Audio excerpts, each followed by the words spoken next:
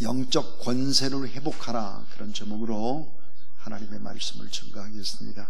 기도를 통해서 하나님의 큰 은혜와 성령의 능력을 받은 자는 놀라운 영적인 권세, 영권과 또 하나님께 주시는 힘을 받아서 누리는 그런 축복들을 받게 됩니다. 오늘의 이 말씀은 제가 대학을 다닐 때는 전혀 믿지 않았던 말씀입니다. 성경 가운데 도저히 불가능한 얘기, 도저히 말이 안 되는 하나님의 말씀이다, 그렇게 생각을 했습니다. 요한복음 14장 12절입니다. 나를 믿는 자는 내가 하는 일을 그도 할 것이요 또한 그보다 큰 일도 하리니 이는 내가 아버지께로 감이니라 그랬습니다. 자, 나를 믿는 자는, 예수 그리스도를 믿는 자는 예수님이 하셨던 일보다 더 큰 일도 한다. 말이 안 되죠. 이 아멘이 잘 안 되더라고요. 우리가 어떻게 주님보다 더 큰 일을 할 수 있나? 이 말씀이 잘 믿어지지를 않았습니다. 어떻게 우리 같은 연약한 자가 주님보다 더 큰 일을 할 수 있나? 맨날 넘어지고 자빠지고 걱정하고 근심하고 두려워 떨고 작은 일만 가지고도 그냥 마음이 쪼려들고 이런 사람들이 우리 인간들인데 어떻게 주님보다 더 큰 일을 할 수 있을까 하는 것입니다. 그런데 이제 신앙이 점점 들어가면서 깨닫게 되는 진리입니다. 구속사적으로 보면 주님보다 더 큰 일 우리가 할 수는 없습니다. 인간의 모든 죄를 지고 십자가에 못 박혀 죽으시고 부활하시고 우리가 할 수 있는 것은 아니죠. 그러나 또 다른 사역의 면에 있어서는 가능하다 하는 것입니다. 자, 곰곰이 생각해 보면 예수님은 유대 땅이라는 협소한 공간에 계셨습니다. 그곳에서 하나님의 말씀을 증거했죠. 우리는 지금 전 세계를 돌아다니고 있습니다. 그리고 인터넷이나 SNS, 텔레그램, 인스타그램 수많은 것들을 통해서 복음이 얼마든지 증거되고 지금 이 시간도 유튜브로 우리가 지금 하나님의 말씀을 듣고 기도가 찬양하는 것도 생중계가 되고 있습니다. 이영구 선교사님도 지금 이제 함께 참여하고 있습니다. 우리 선교사님들도 이제 참여하고 있는, 그래서 심야기도 끝나고 나면 목사님 오늘 참 좋았습니다, 이런 피드백들이 온단 말이에요. 캄보디아에서도 오고 또 아프리카에서도 오고 이렇게 오는 거죠. 자, 그러니까 나를 믿는 자는 내가 하는 일을 그도 할 것이고 또한 그보다 큰 일도 하리니 이는 내가 아버지께로 감이라 그랬습니다. 자, 한꺼번에 수억 명이 볼 수 있는 복음을 수억 명에게도 동시에 증거할 수 있는 시대입니다. 자, 예수님보다 더 큰 일을 할 수 있다. 더 큰 일이 뭘까? 복음 증거를 위해서, 하나님의 나라를 위해서 우리가 섬기고 희생하는 일, 하나님의 은혜로 사랑을 베풀고 세상 사람들 할 수도 없고, 자, 도저히 불가능한 그런 일들을 우리가 여호와 하나님이 함께 하시면 그런 큰 일도 할 수 있다. 이거 어떻게 큰 일을 할 수 있나? 오늘 말씀 속에 그 비밀이 숨겨져 있습니다. 이는 내가 아버지께로 감이라 그랬습니다. 자, 여러분, 이는 내가 아버지께로 감이라 그랬어요. 예수님이 승천하시고 보내주신 것이 무엇일까? 그것은 성령입니다. 성령. 예수 그리스도께서 지금 하시는 일이 뭘까? 우리를 바라보시면서 중보 기도하고 계시죠.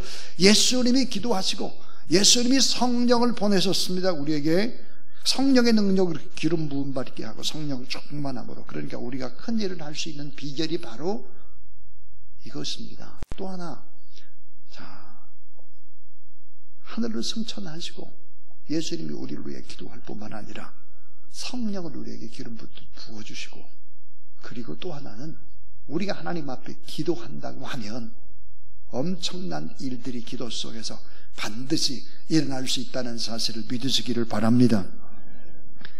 자, 요한복음 14장 13절 14절 너희가 내 이름으로 무엇을 구하든지 내가 시행하리니 이는 아버지로 하여금 자, 아들로 말미암아 영광을 받으시게 하려 함이라.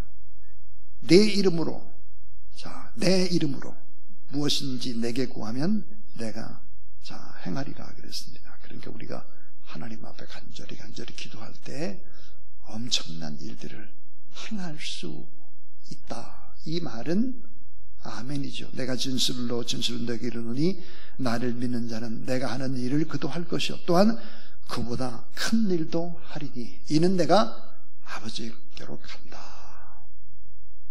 기도하고 성령을 보내고 니들이 기도한다고 하면 위대한 역사 이룰 수 있다. 믿으시기를 바랍니다. 자, 큰 일을 할 수 있는 것은 기도와 연결되고 성령의 능력뿐만 아니라 하늘과 땅의 모든 권세를 가진 예수 이름 권세로 우리가 하나님 앞에 모여서 기도한다고 하면 하나님께서 일을 시작하실 것이다.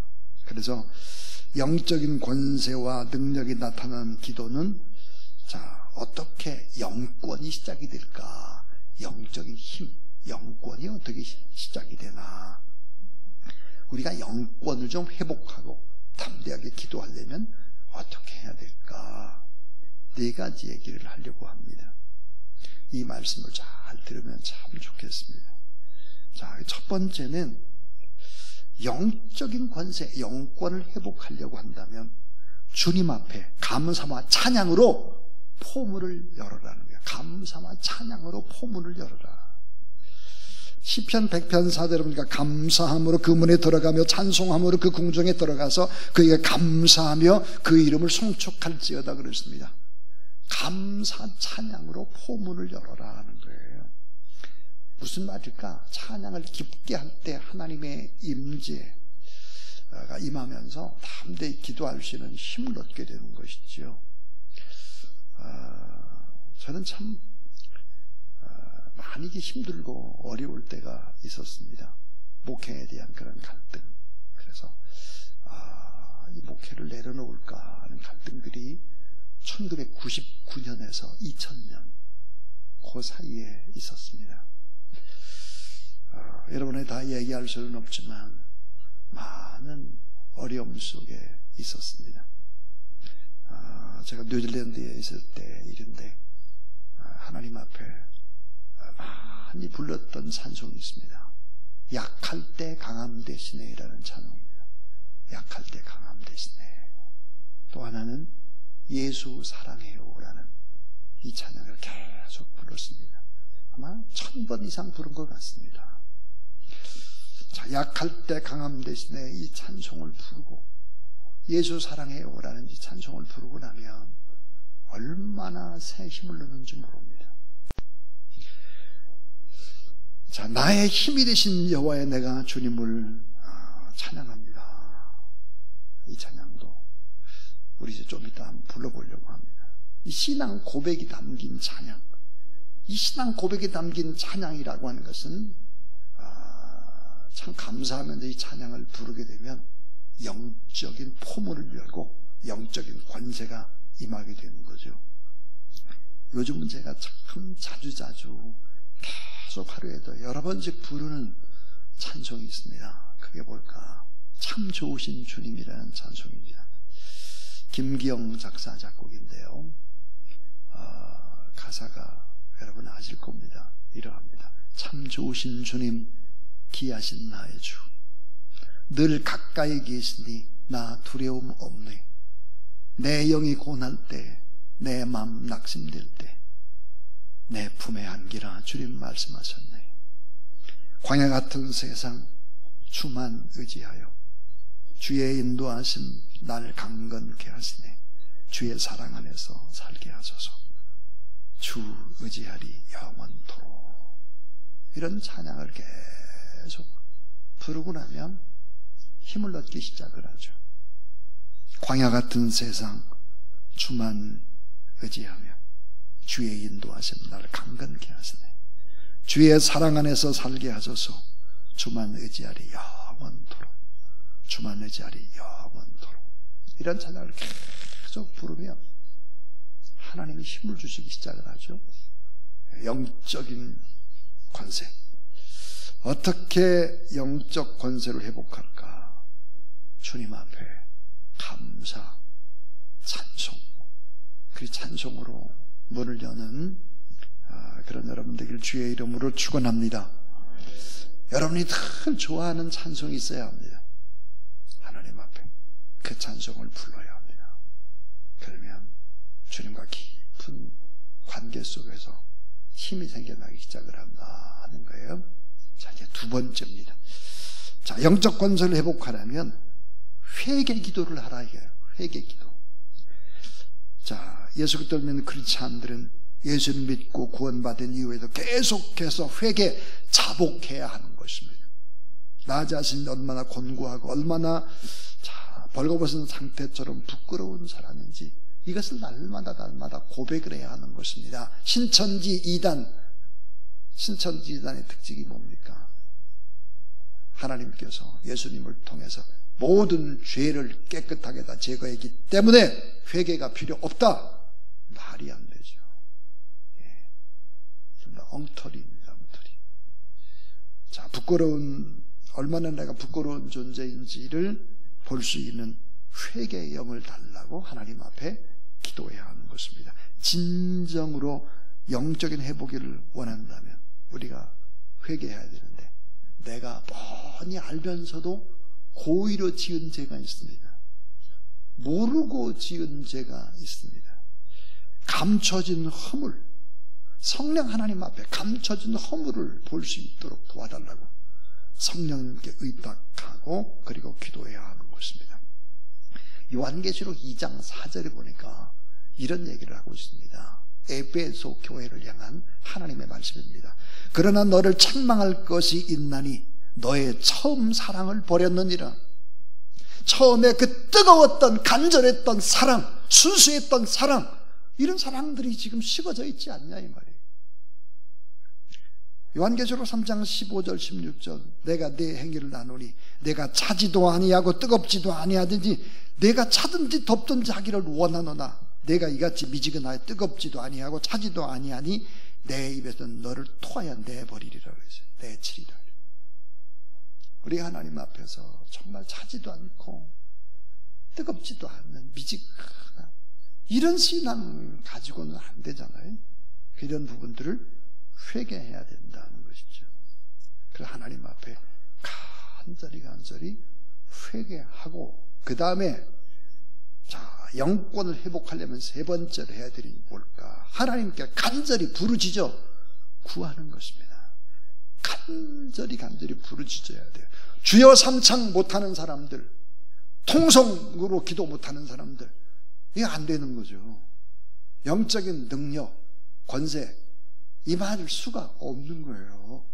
여러분, 자, 어떤 사람들은 묵상 기도를 잘한다 그래요. 거짓말입니다. 묵상 기도는 단계가 있습니다. 뭐냐? 주여 삼창하고 뜨겁게 간절히 부르짖고 이렇게 해서 하나님의 음성을 듣는 사람이 묵상 기도로 잠잠히 들어갈 수 있는 거예요. 이런 과정들이 없이 묵상 기도하면 그냥 좋습니다. 하나님과의 관계가 그렇게 되는 게 아니에요. 그러니까 간절히 부르짖어 구해야 되는 거예요. 소리를 내서 구해야 되는 것입니다. 기도의 강도가 점점 좀 세져야 하는 것인데요. 뭐라겠느냐?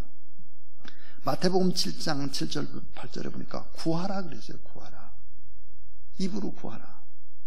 그럼 내게 줄 것이요. 찾으라 그랬어요. 이걸 행동하는 거예요.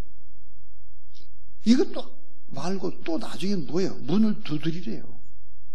적극적으로 더 구하라, 얻는다, 찾으라, 주신다, 문을 두드리라, 열어주신다 그랬어요. 그러니까 적극적으로 무엇이든지 뜨겁게 간절히 기도해야 합니다.